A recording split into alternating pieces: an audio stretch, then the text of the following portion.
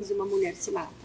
E o que chama atenção é que mulher tenta mais, e tenta muito mais. As mulheres tentam quase 60, 70, em subponto 70% em relação aos jovens, e aos homens, desculpa. Então, como assim, né, que balança é essa? Normalmente, quando os homens tentam, eles vão por métodos mais agressivos e mais efetivos. Então, homens, normalmente, quando usam métodos, a gente fala em arma de fogo, enforcamento, ou pular de grandes alturas, de, enfim, precipícios, etc, etc. As mulheres, a grande maioria das mulheres, elas, a causa mais comum de tentativa de suicídio entre as meninas e mulheres é intoxicação, né? Seja por agrotóxicos, seja por medicação mesmo, né? E normalmente elas tentam uma, duas, três vezes, que também é um pedido de ajuda, né? Então, é a cordinha novamente, né? Cuidado quando a gente está medicalizando demais, ou quando chega, ela tá fazendo piti na emergência, né? Eu sempre falo isso. Por que, que ela está fazendo piti, né? Por que, que ela está usando Ritalina, risperidona, um monte de medicação pesada com essa idade, né? Será que a gente está ouvindo de verdade o que ela está querendo dizer, né? E que mais? E de características, né? As características aí agora falando do Brasil, tá? Normalmente a raça que mais é a raça negra, tá? São homens negros, só que e com baixa escolaridade. Até 8 de escolaridade, ou seja, ensino fundamental, não fez nem o ensino médio ou o ensino médio completo. Só que o que chama atenção além dessa escolaridade baixa tem um grande número de subnotificação. Então, os médicos, eles, por algum motivo, não preenchem a escolaridade, como se isso não fosse importante. Quando a gente está pensando em saúde pública, em círculos, né, lugares como esse, é importante a gente entender quem são essas pessoas, né? Óbvio que tem a singularidade de cada um, mas a gente está vendo que tem uma questão econômica e política muito importante por trás. E aí, falando na questão cultural também, a gente sabe que os indígenas, lembra que eu falei que mais ou menos a taxa do Brasil é 5,7 a cada 100 mil? Nos indígenas jovens é 20, né? Enquanto a gente tem uma taxa de 2 a cada 100 mil em jovens, indígenas jovens 20 em cada 100 mil, quase 4 vezes maior, né? Um aumento gigantesco. E aí os estudos mostram que essa descaracterização da cultura, essa desvalorização, né? Esse descaso que a gente tem, isso acaba com o psique do indivíduo, né? E aí ele decide não viver mesmo, porque ele não consegue ver qual que é a sociedade, né, que a gente está deixando para os indígenas, né? A gente está queimando as terras deles, a gente está invadindo tudo, e ele escolhe não viver. Então, isso parte sim de nós. E outra coisa que a gente tem que falar em relação aos fatores de riscos, a gente sabe que tem esses intrapsíquicos, né, que tem a ver com violência, como a Liliane apontou bem, né? Tem a ver com abuso sexual, negligência, todas as formas de negligências,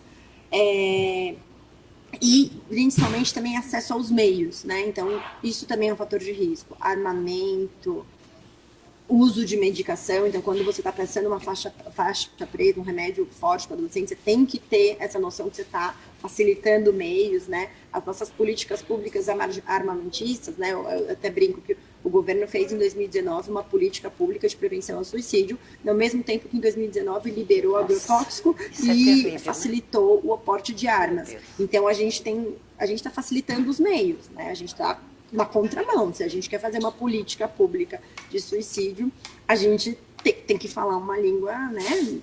Enfim.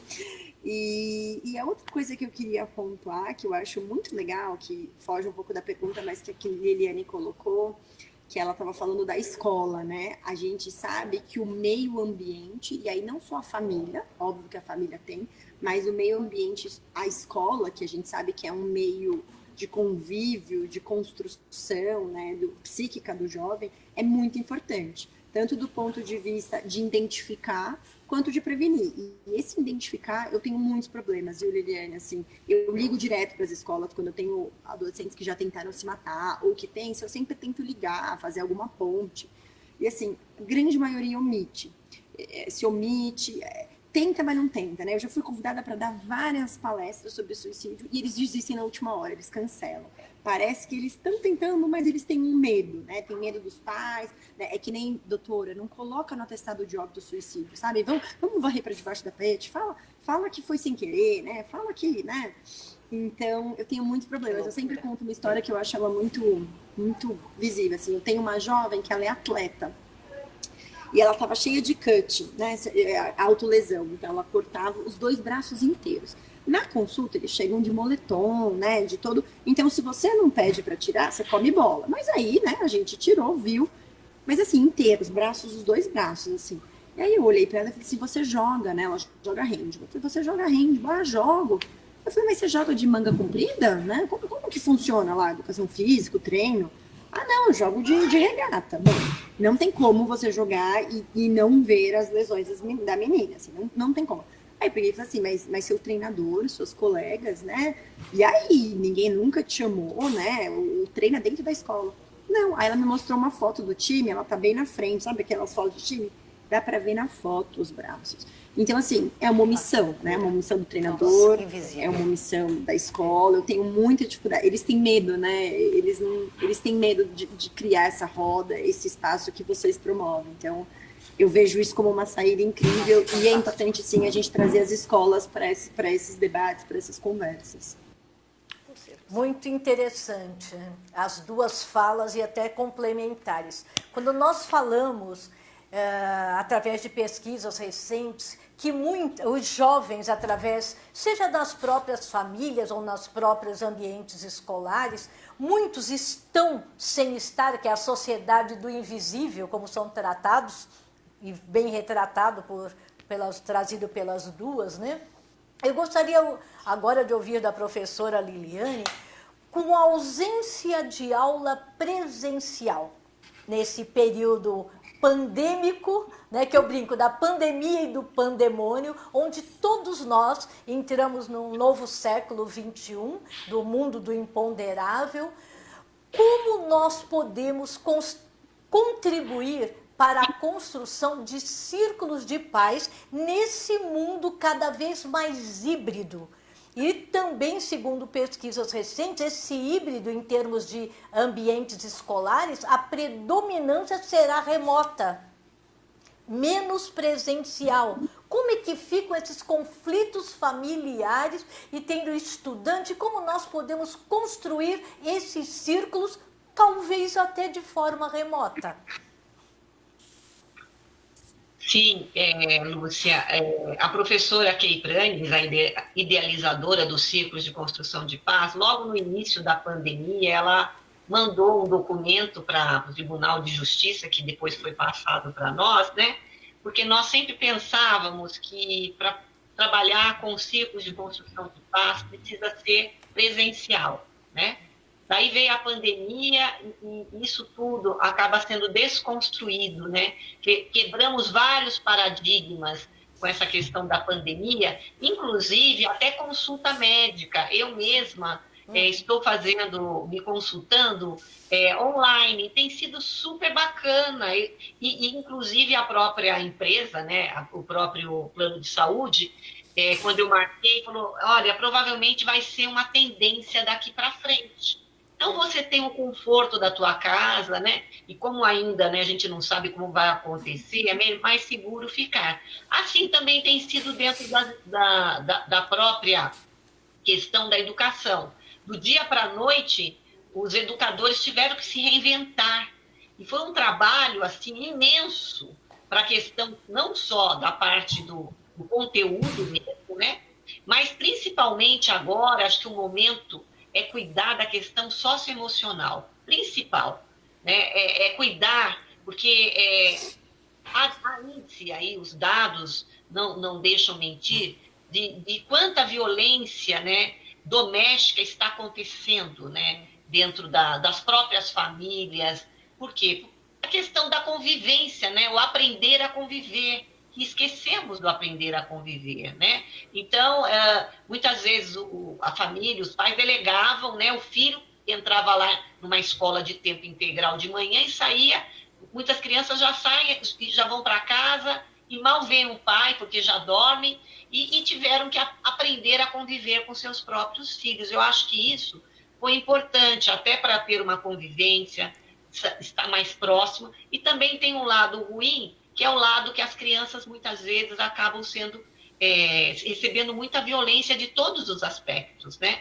A violência verbal, a sexual, enfim, acaba desvendando uma série de problemas muito, muito sérios, e que depois da pandemia nós vamos ter muito trabalho aí pela frente, né, para poder acolher essas crianças que vão chegar nas escolas, os próprios professores, que muitos foram detectados com problemas sérios aí de saúde mental, né, por conta dessa questão do distanciamento social. Mas nós, dentro das nossas possibilidades, dentro da Secretaria de Educação, estamos oferecendo a proposta dos círculos, né, online, e tem dado muito certo. Eu fiz até um trabalho com a própria psicóloga Mônica Mumi, a princípio, nós oferecemos, tivemos algumas pessoas que participaram, a própria Bia participou desse círculo, e daquele formato mesmo, né, que a gente traz, né, apesar de não estar presencial, de dar vez e voz a todos, um espaço seguro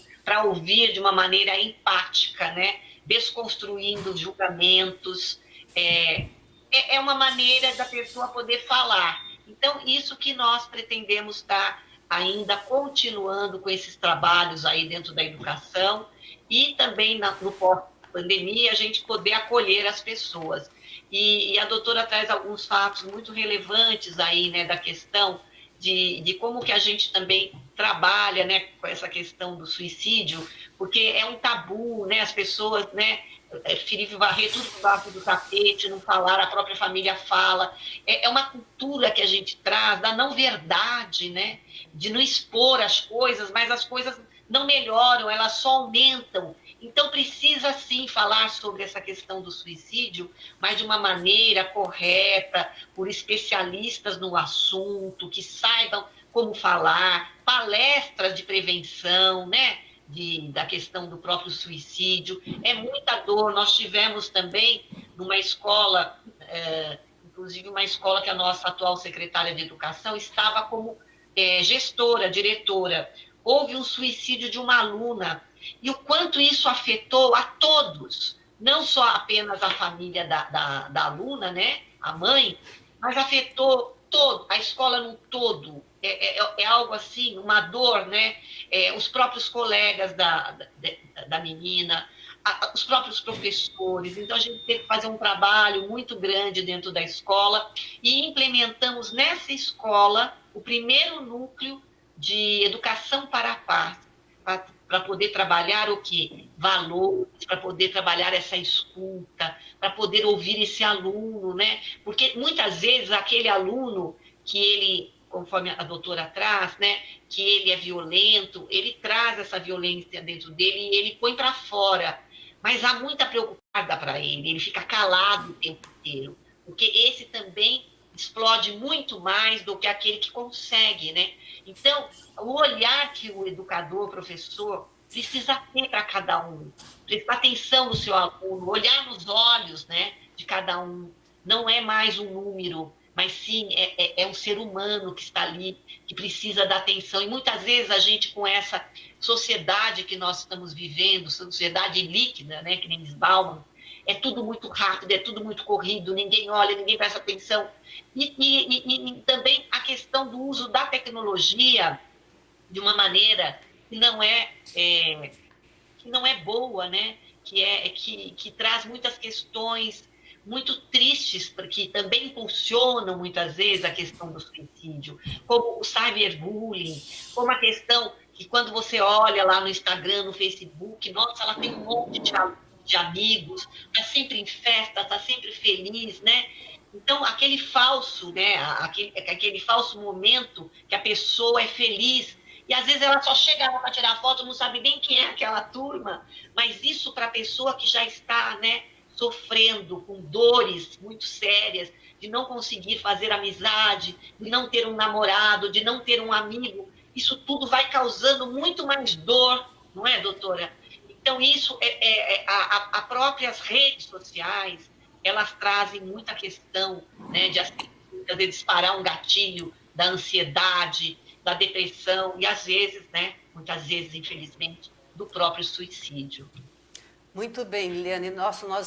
Eu acredito que a Lúcia também, mas nós estamos aqui, Liliane e doutora Maíra, encantadas de uma parte e, ao mesmo tempo, preocupadas, né, com as informações que vocês trazem. E sim, doutora Maíra pontuou muito bem a questão das armas, os facilitadores. Hoje, um adolescente, um jovem, ele vai numa farmácia, ele tem acesso a medicamentos que podem trazer aí um facilitador, né? A própria arma, essa política pública, realmente, nós temos enquanto sociedade olhar para isso, olhar para nós mesmos, para esse tecido social, trazer sim diálogos assertivos, falarmos a respeito, como muito bem pontuou Liliane, com responsabilidade, né? Trazer informação correta, acessível, com a linguagem correta. Então, Lúcia, eu estou aqui particularmente muito agradecida à doutora Maíra, à Liliane, por esse belíssimo triálogo, e acredito que deixaremos aqui, com a mensagem depois de vocês, uma informação relevante para os nossos amigos e para a sociedade. E pergunto, continuando no triálogo, para a doutora Maíra. Doutora Maíra, existem fatores de risco que predeterminam, trazem uma predisposição ao suicídio? O que podemos fazer para reconhecê-los e em que momento esses riscos, essa predisposição, ela se agrava, doutora Maíra?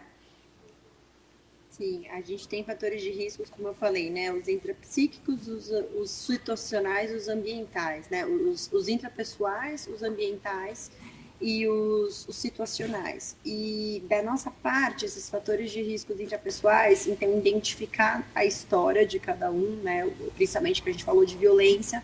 A doutora Liliane acabou de falar do aumento da violência, né? A gente já tem documentado durante a pandemia um aumento de violência, seja violência sexual, violência física e seja violência presenciada, né? Porque tá todo mundo mais em casa, então não só violência direta, né, contra o jovem, quanto também uma violência entre os parceiros, né, entre pai e mãe, enfim, entre os responsáveis, e ao mesmo tempo a gente estava com um problema que o conselho tutelar, né, os mecanismos para a gente denunciar essa violência, eles também estavam funcionando meio pandêmicos. Então a gente teve um aumento expressivo e são coisas que a gente vai ter que olhar, né, agora no futuro, nosso próximo futuro pós-pandêmico, a gente vai ter que rastrear muito isso, né, que faz parte do fator de risco. Que mais de fator de risco? Começa desde lá do berço, né? Porque a gente sabe que tem fatores genéticos, e aí, veja bem, não é determinista, né? Não é um gene que a mãe se matou, vai todo mundo. Mas não só, parece que tem algum mecanismo genético, mas também do comportamento, né? Um jovem que tem alguém que se mata, alguém de referência, né? Uma mãe que se mata, um pai, um irmão, ele entende que isso pode ser uma saída, né? Então, ele é outra pessoa que a gente tem que ficar atento. E aí, o que acontece? Vai se criando nesse ambiente psíquico pouco contentor, né? E entra muito no que a doutora Liliane falou, a mestre, né? A doutora Liliane, ela falou de capacitar os pais, né? A gente tem falado isso um pouco de parentalidade, né? Como é que a gente tem que abordar isso na consulta, porque tem toda essa educação, esse comportamento dos pais, a gente sabe que vai moldando o psique, a personalidade da criança, e que forma um adolescente, às vezes, que tem uma dificuldade de falar de sentimentos, ou um adolescente com abuso de substâncias, porque está tentando preencher esse vazio emocional, né? Essa dificuldade, não é nem um vazio, essa dificuldade de colocar essa questão existencial que é parte da adolescência e que com todos os agravantes. E aí vai se tornando uma personalidade às vezes mais agressiva, às vezes mais calada, e se vão formando comportamento, abuso de substâncias também é um fator de risco que tem a ver com esse comportamento, ou muito, eu preciso beber um pouco porque eu sou muito introspectivo, ou porque eu sou muito explosivo, e aí a gente entra no mecanismo das drogas aí. E aí também a mídia se fala de forma irresponsável também, né? Entra como um fator de risco. O ambiente, lembra que a gente falou da desvalorização da cultura, né? De você não legitimizar. Então, por exemplo, um jovem que está tentando se descobrir se é gay, se é lésbica, se é intersexual, né? Hoje a gente tem LGBTQIA+, e a gente não legitima isso, a gente está criando tutores. Tudo isso é fator de risco para culminar no suicídio, que é uma coisa extremamente complexa, multidimensional, né? E tem a ver, sim, com os valores da época que a gente está vivendo. E aí, quando a gente pensa em fatores protetores, que era a segunda parte da pergunta, a gente tem que olhar para os fatores de risco, né? Então, por exemplo, violência, que a gente está com muito medo desse momento por causa da pandemia. A gente sabe que a violência sexual, 80% é de alguém dentro de casa, né? Então, como é que a gente está rastreando isso, né? Essa história de olhar no olho... Desculpa. Essa história de olhar no olho, de criar vínculo, você só vai conseguir detectar fatores de riscos e promover fatores protetores a partir dos fatores de riscos se você tem vínculo e se você é capaz de escutar, né? Então, a gente tem que lidar com o que é o suicídio para a gente conseguir escutar. A gente não consegue escutar esses jovens. A gente interrompe, a gente está falando médicos, tá? A gente interrompe o paciente a cada 18 segundos. Tem estudos falando 12. A cada 12 segundos a gente interrompe e fala alguma coisa. Então, assim, é uma baita dificuldade da gente escutar. Então, a ideia é que a gente rastreie esses fatores de riscos e vá costurando esses fatores protetores. Então, vamos diminuir o acesso, né? Não é para ter arma em casa, né? Medicação, cuidado, né? Cuidado, até às vezes vó, mãe, onde que tá guardado, né? Tá acessível lá no meio de todo mundo, tá no meio da penteadeira. Que mais? A escola, né? Como é que a gente está acolhendo esses pais que também tem uma geração, essa geração da internet,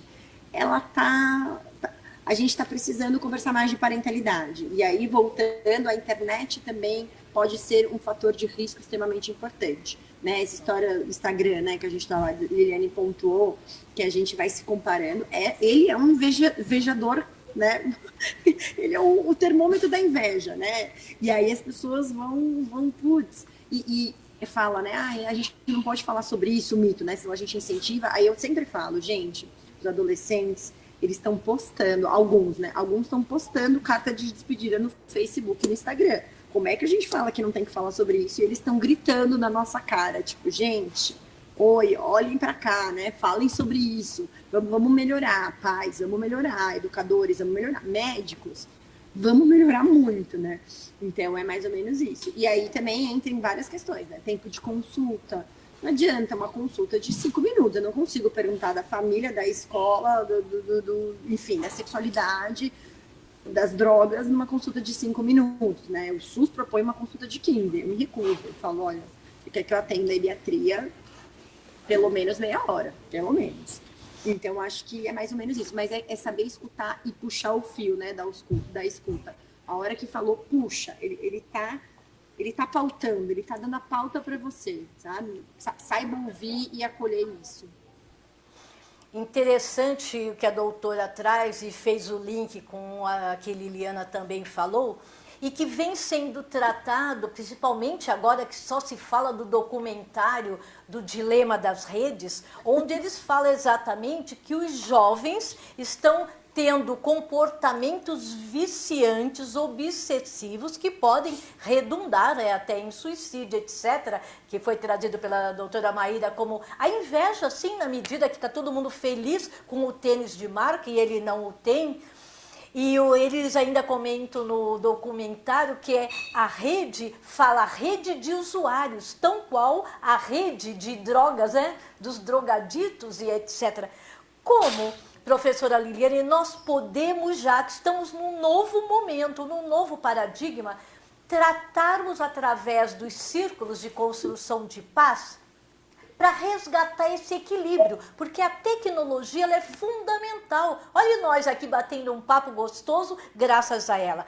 Como que os jovens possam vir a compreender que tem a hora de brincar, que tem a hora de estar com o amigo, tem que estar na rede também, mas que não seja algo viciante e que o torne, que o leve para decisões não acertadas na vida. Sim. Existe, né, conforme a doutora Maíra está trazendo, a questão das pessoas não ouvirem uma a outra, né? Existe muito curso, né, Lúcia, você que é formada em cursos de oratória, né? Existem vários cursos de oratória, de como falar bem, mas o próprio Rubem Alves já trazia, não existe curso de escutatória, né? Precisa desenvolver, né, o escuto, né, esse curso de escutatória, de você poder dar, né, conforme ela traz aí, né, que o paciente é interrompido o tempo inteiro, né, porque está apontando aí também, Maíra, uma necessidade desses médicos também serem ouvidos, né. Eu lembro que eu tive uma depressão, né, um tempo atrás, quando perdi minha mãe, fiquei mal, e eu fui parar no psiquiatra, porque eu não conseguia dar conta, né?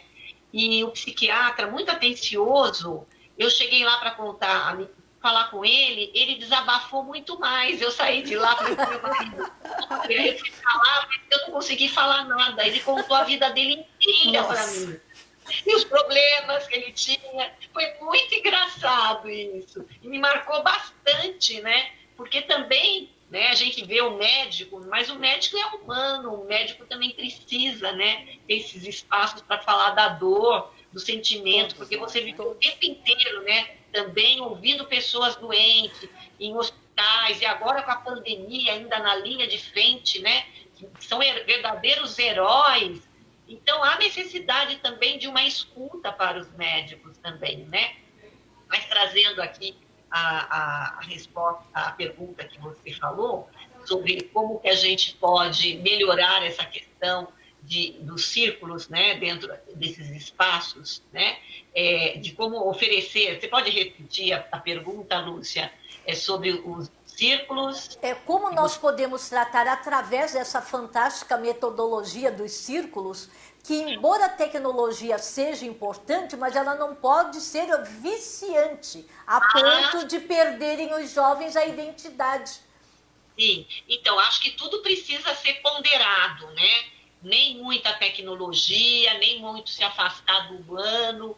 Eu penso que esses jovens, eles precisam estar sendo acompanhados, porque mesmo dentro de casa, fechado no quarto, a mãe, às vezes os pais acham que eles estão seguros, e muitas vezes eles estão tirando a própria vida ali no ambiente de casa. Aconteceu uma situação dessa em Santos, né? De um menino que se matou porque começou a fazer aquilo que estava naquela época, né? Que tinha aquele boneco lá que ficava falando um monte de coisa. Ele tirou a própria vida dentro da própria casa.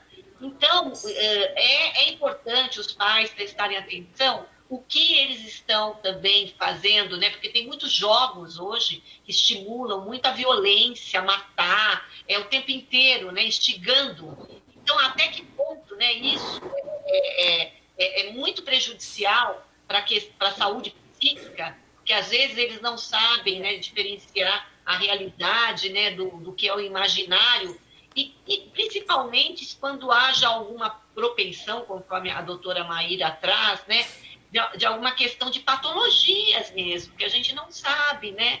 Tem questões aí patológicas muito sérias, familiares, né? Que tem doenças que são passadas de maneira pela genética mesmo, né?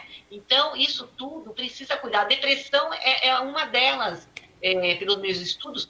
Mãe que é depressiva, geralmente o filho acaba também tendo depressão, não é 100%, né? Mas geralmente traz isso daí, né? Então, é uma questão que precisa ser analisada, cuidada, e os pais precisam estar, assim, muito próximos aos filhos. Só que o que acontece, né? O que nós recebemos dentro das escolas?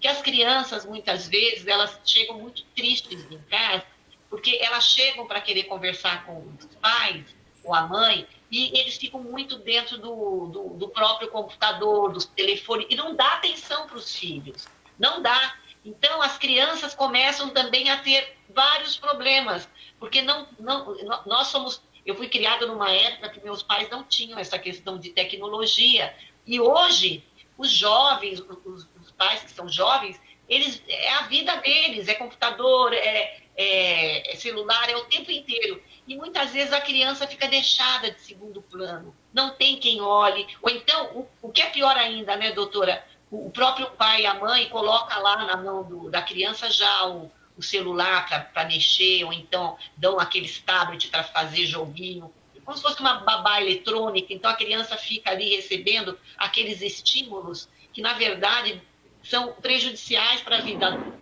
Porque a primeira infância vai realmente transformar o adulto, né?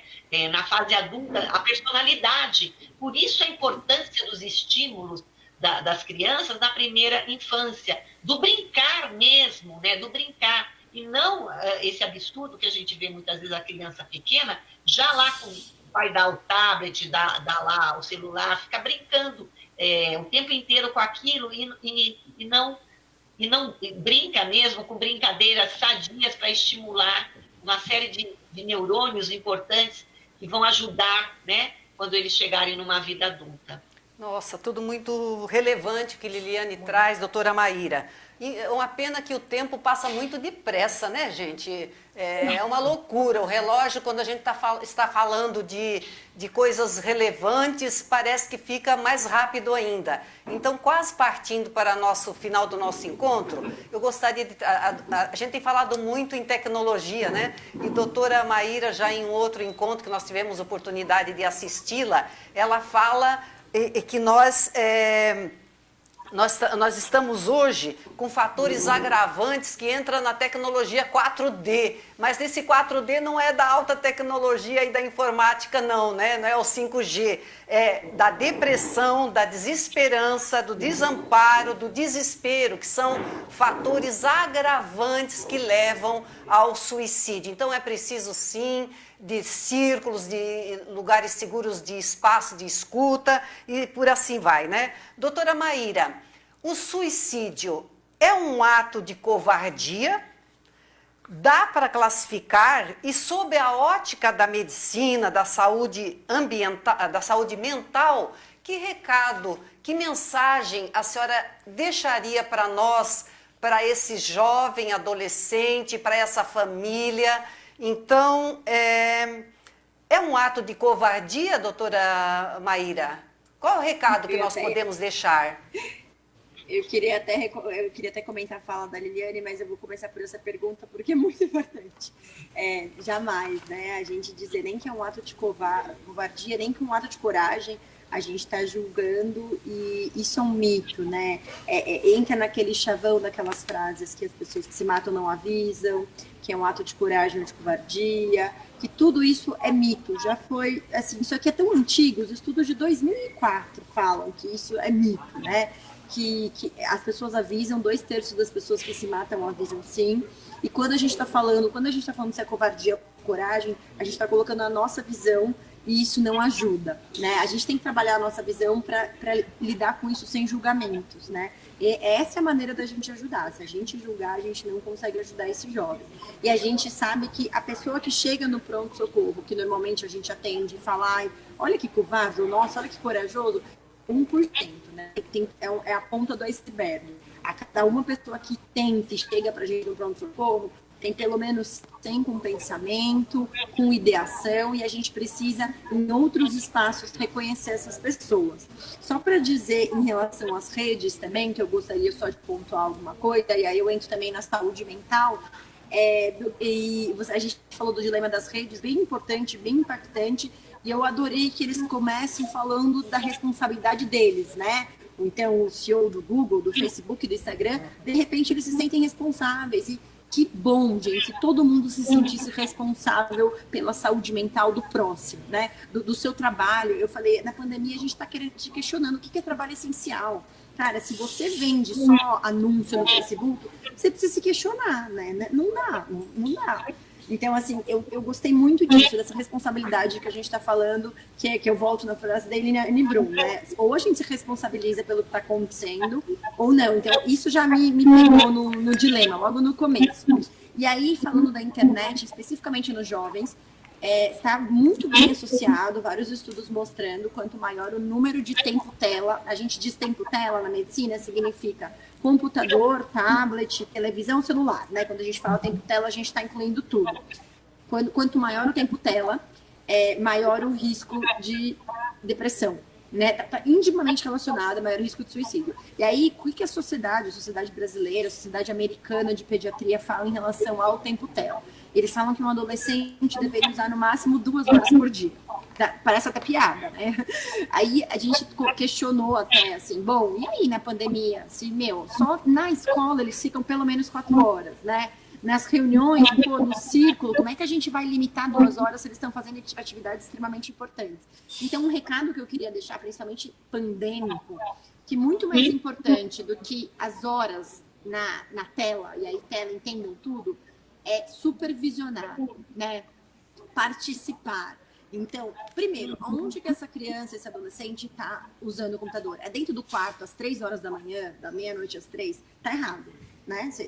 A gente tem que ter responsabilidade e autoridade o suficiente para falar o que você está fazendo às 3 horas da manhã, né? Fechado, trancado no quarto. Então, supervisionar, puxa, você está no seu círculo da paz, que legal, como é que foi hoje, né? Ah, não, você está vendo no YouTube? O que você está vendo no YouTube? O que você curte ver no YouTube, né? E o Instagram, o que você segue? É só blogueira que acha que o mundo é quinua e fazer abdominal, né? Porque transtorno alimentar, né? Quem que você está seguindo, né? O porquê? É importante ter esse diálogo. O que você acha sobre isso, né? A escola, eu tenho perguntado para todos os jovens o que vocês acham dessa aula de Zoom.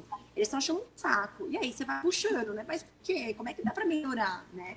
É isso que a gente consegue escutar. E falando em saúde mental, então tem íntima relação. E a gente sabe que depressão, puxando, é a principal causa, né?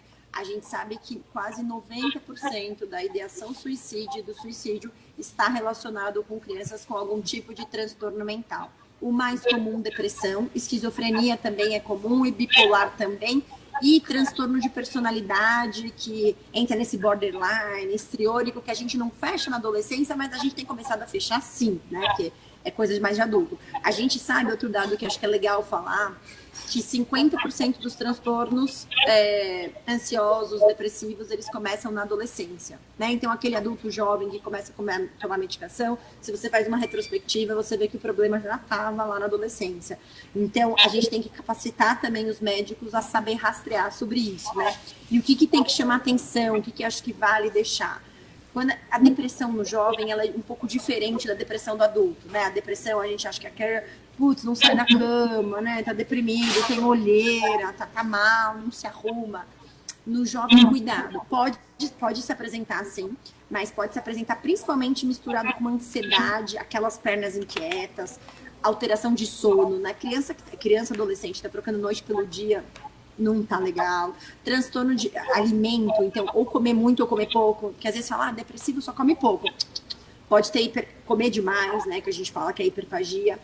Horas na internet, quantas horas, o quê? Você está falando no chat com alguém, o que você fala, né? Esses jogos de que você mata um outro, que quase todo jovem joga, o problema não é nem o jogo matar um ou outro, o problema é o chat, que as próprias indústrias dos jogos não têm o menor controle sobre esses chats, e você conversa com gente do mundo inteiro, sei lá eu o quê, sei lá que idade, sei lá que língua. Eu não sei se eles mandam foto pornô, eu não sei.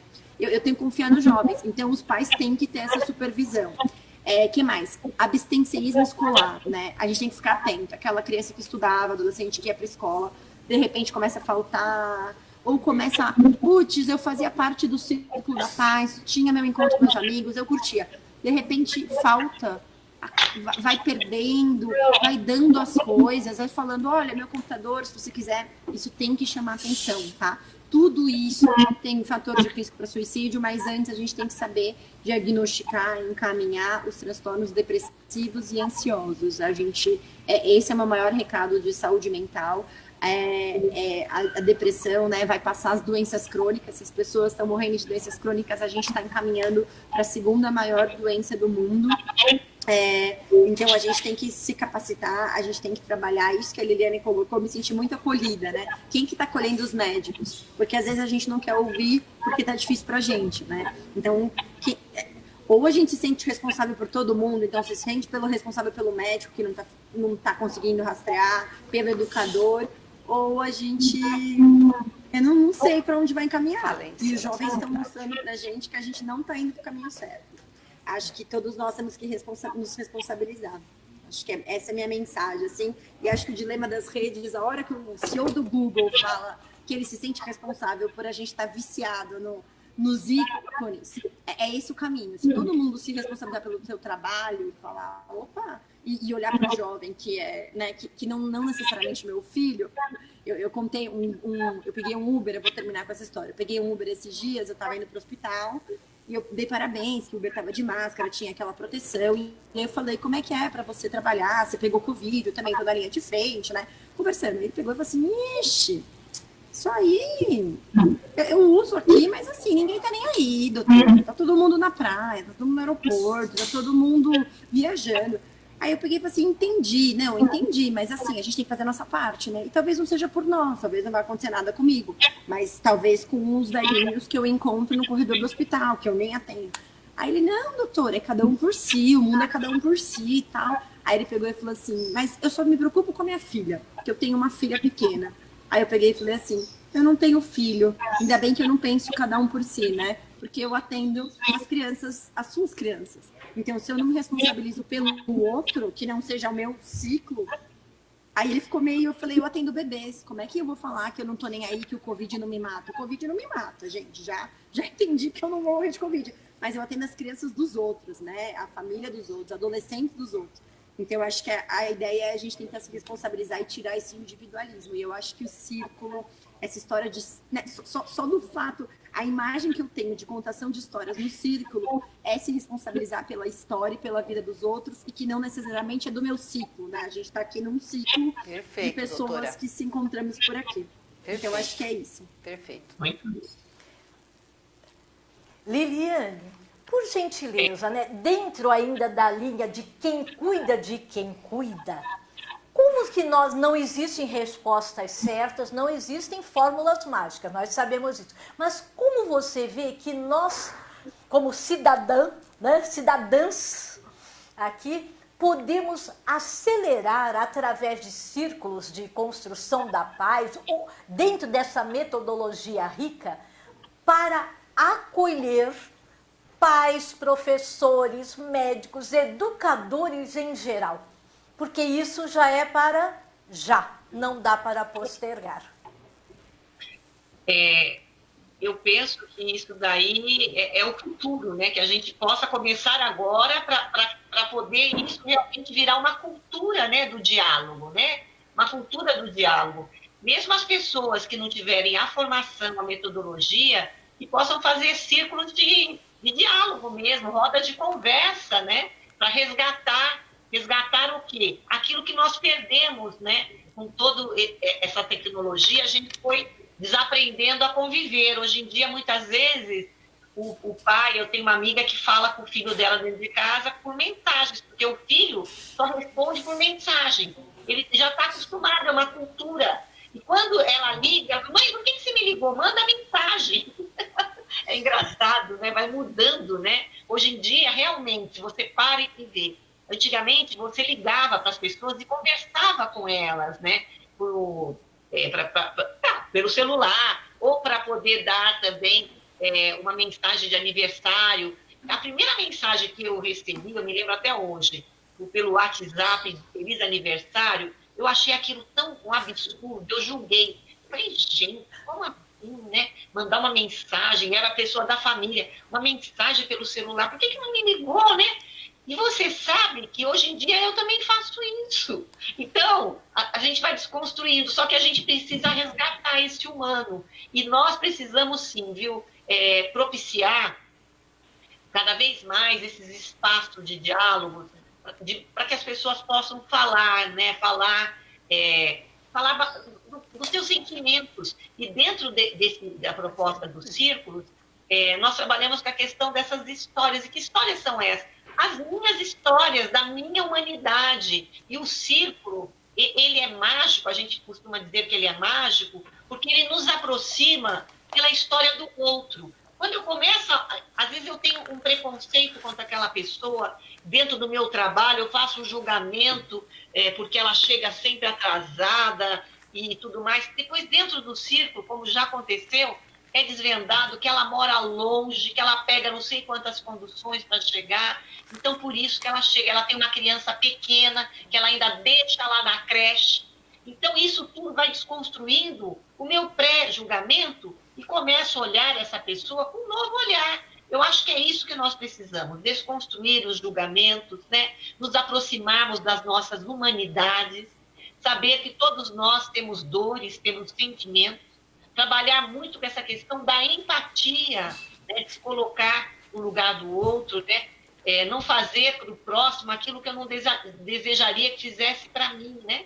Então, a gente precisa cada vez mais procurar, apesar da tecnologia que tem também as coisas muito boas que nos aproximam, olha aqui nós aqui, muitas vezes a gente faz, né, webinar com pessoas de outros estados, de país, e isso é muito rico, mas a gente saber a quantidade de momentos, saber que a gente fica aqui, mas daqui a pouco a gente sai, e a gente tem a família, a gente precisa conversar com a família, a gente precisa olhar nos olhos das pessoas, a gente precisa sentir isso, porque senão a gente vai se tornando pessoas frias, né?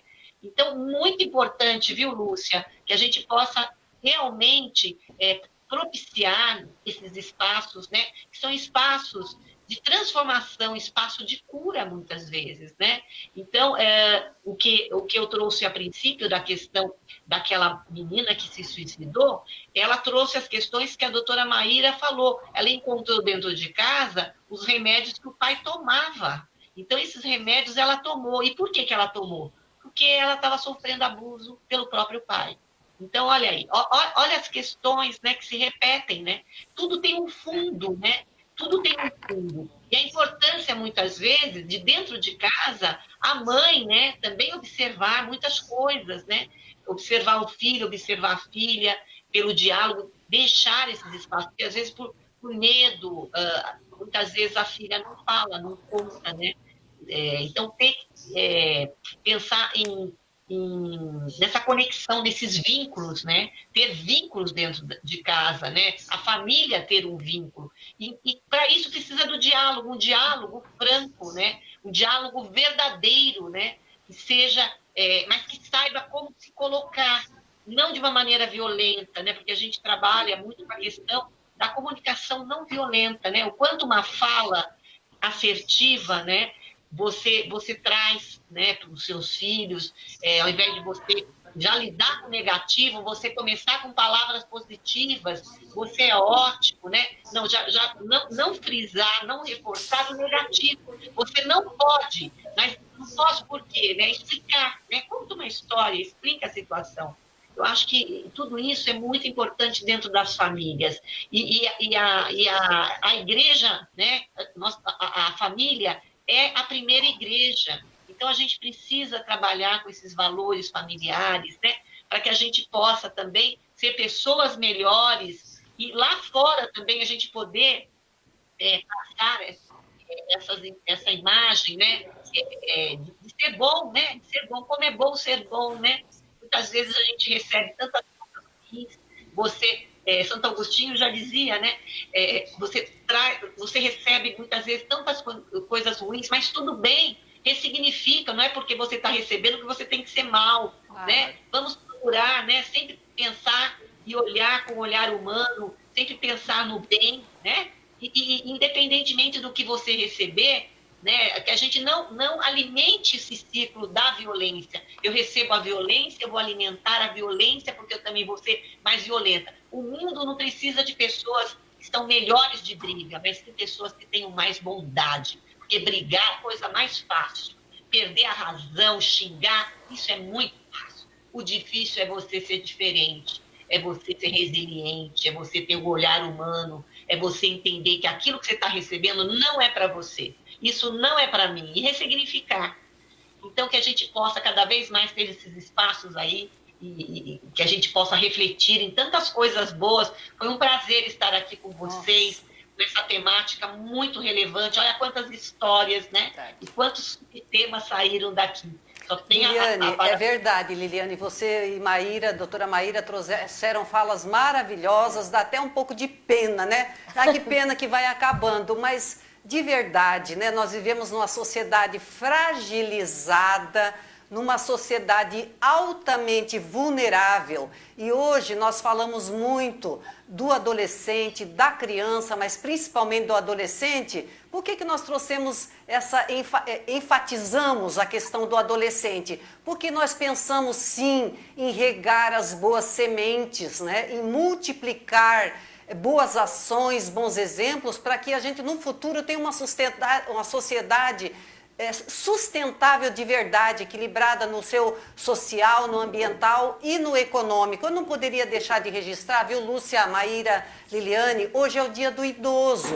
Nós falamos muito sim do adolescente por conta de realmente queremos plantar um futuro melhor para as nossas crianças, mas não poderíamos de deixar passar em branco numa fala rápida que o idoso, isso a doutora Maíra já nos pontuou também, o idoso é uma vítima potencial hoje, é muito fragilizada em relação ao suicídio, né? De cada 100 mil, parece que 8% são de idosos que se suicidam. Por quê? Porque são violentados em casa, porque perderam o sentido da vida, não vê mais sentido para a existência. Então nós precisamos sim consolidar boas políticas públicas, consolidarmos valores éticos, morais, como disse Liliane, plantarmos sementes do bem, sementes do bom, sementes do belo, para que no futuro que nos aguarda e a todos, né, porque a sociedade caminha para um envelhecimento veloz, né?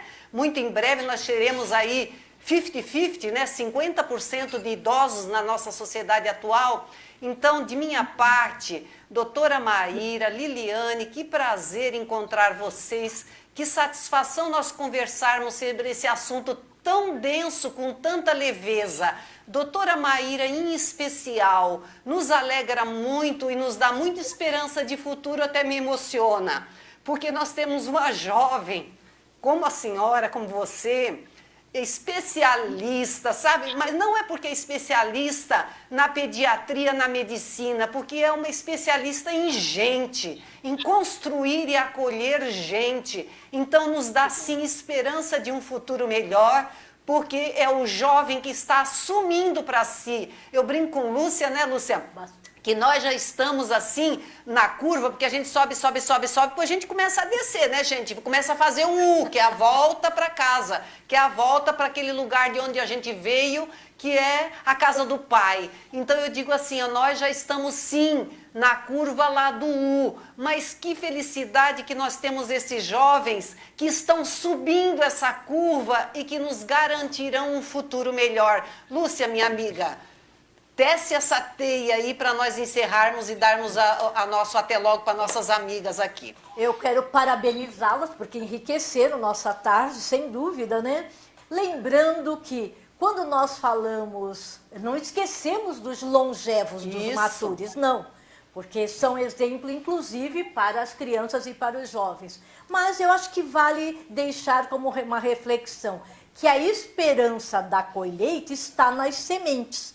Que sementes nós estamos mais longevos semeando, como nós estamos cultivando essas sementes, porque serão os futuros pais, etc., que conduzirão essa nova humanidade. É verdade. Maíra, Liliane, gratidão. Querem falar isso, muita gratidão, e querem falar o seu tchau, mandar beijo. Ai, também esqueci, viu, gente? A gente fica tão empolgada com essa beleza desse diálogo que a gente esqueceu de mandar beijo, né? Todo mundo mandar beijo, mandar beijo. Mandar beijo para os amigos, alguém da família que esteja aí nos assistindo. A gente não tem o hábito, viu, gente, de ficar aqui no Facebook olhando quem está presente e quem não está. Vocês estão presentes no nosso coração. Então, um beijo para todo mundo que está aí. Tirem proveito. Depois nós vamos mandar o link desse nosso diálogo, desse nosso triálogo. Vai ficar gravado lá no YouTube. Espalhem, divulguem para os amigos. E para aqueles que não são tão amigos também, viu, gente? Porque, quem sabe, a gente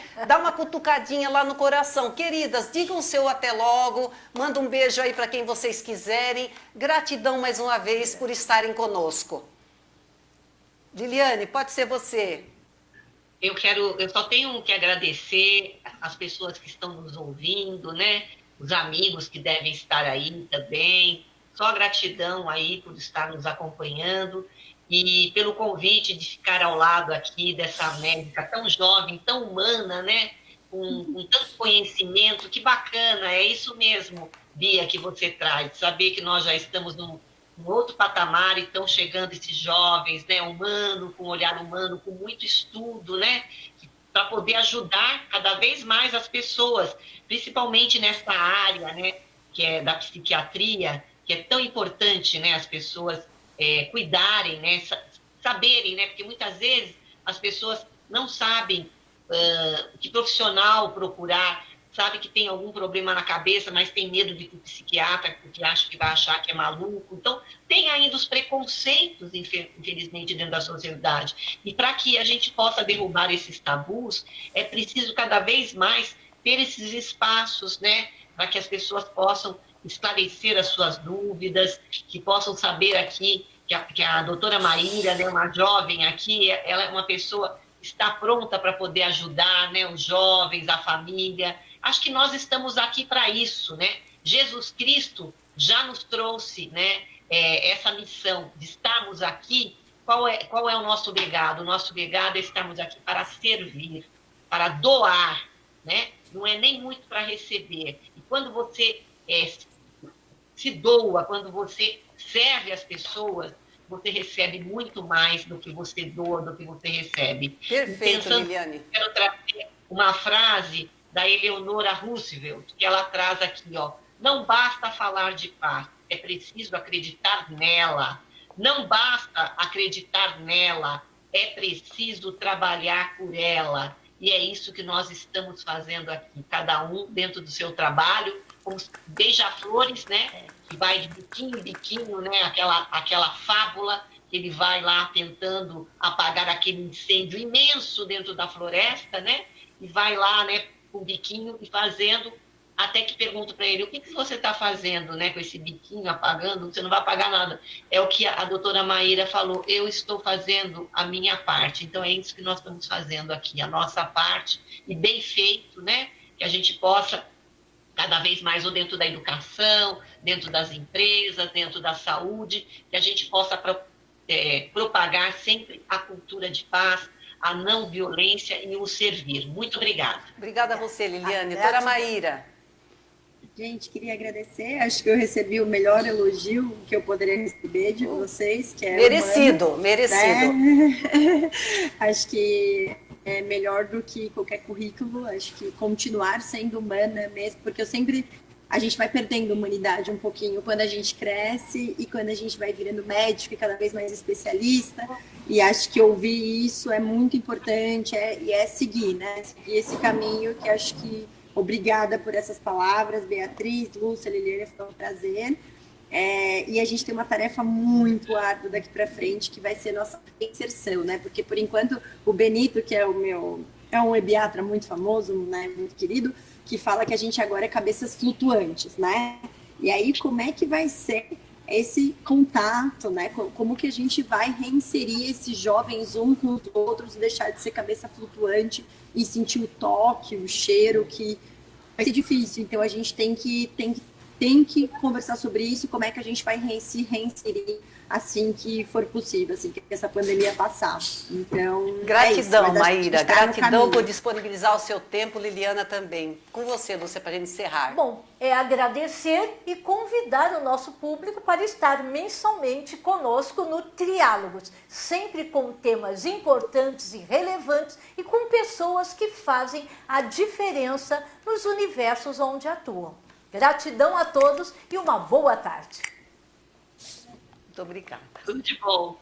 Tudo de bom, gente. Gratidão mais uma vez. Beijo para vocês, viu?